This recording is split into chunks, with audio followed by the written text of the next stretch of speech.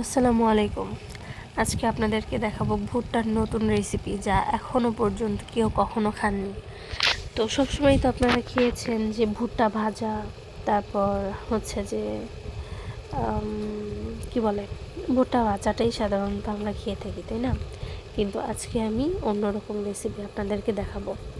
তো জামাইয়ের খেতে ইচ্ছে করছে ভুট্টা, অন্য কাউকে দেখছি ভুট্টা ভাজা খেতে, এখন তারও খেতে ইচ্ছে করছে, এর জন্য নিয়ে আসছে। আমিও আবার কী করেছি, তাকে দিয়ে সেলাই নিছি, কারণ হচ্ছে যে আমার এত সময় নেই, রেসিপি করে দিব এটাই তো অনেক, তাই না?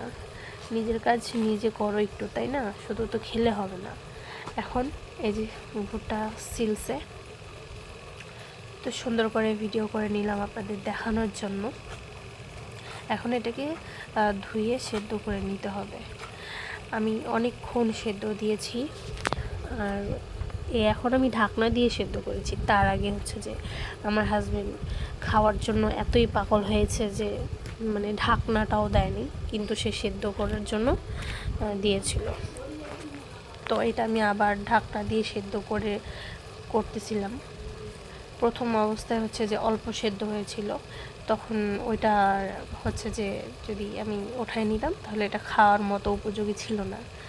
এখন আমি এটা সেদ্ধ করে নিয়েছি, একদম ভেঙে গেছে, দেখতেই পাচ্ছেন এতটাই সেদ্ধ করেছি।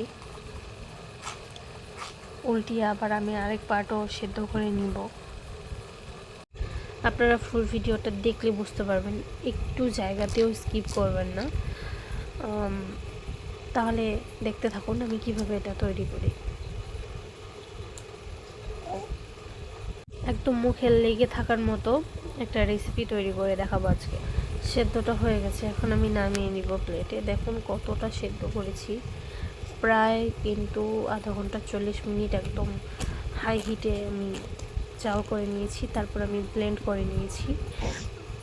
এখন দেখুন পেঁয়াজ দিয়েছি, মরিচ দিয়েছি, হলুদ দিয়েছি, মানে হলুদ গুঁড়া, তারপর এখানে আপনারা রসুন আদা অ্যাড করতে পারেন, করে বড়া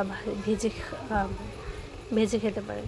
সো আমিও এখানে ভেজে নিচ্ছি। দেখুন মচমচে বড়া, আর এক সাইডে আমি তেল ঝরিয়ে নিচ্ছিলাম। সো আমার বড়া দেখে আর লোভ সামলাতে পারলাম না আমি, তো আমিও ভাত নিয়ে নিলাম, ভাত দিয়ে বড়া দিয়ে খাবো। আর আরেকদিকে আমি ভাজতেছিলাম, মানে কি বলবো, অনেকগুলোই ভেজেছিলাম। হাজব্যান্ড এসে একটু পরপর নিয়ে গিয়ে খাচ্ছিল। আপনারাও বাসায় ট্রাই করে খেতে পারেন, কারণ এখন তো ভুট্টার সিজন। খেলে বুঝতে পারবেন অন্যান্য বড়ার চেয়ে এটা কোনো অংশে স্বাদে কম না, উল্টা কেউ ধরতেই পারবে না যে এটা ভুট্টার বড়া। খেয়ে দেখতে পারেন, অনেক স্বাদ।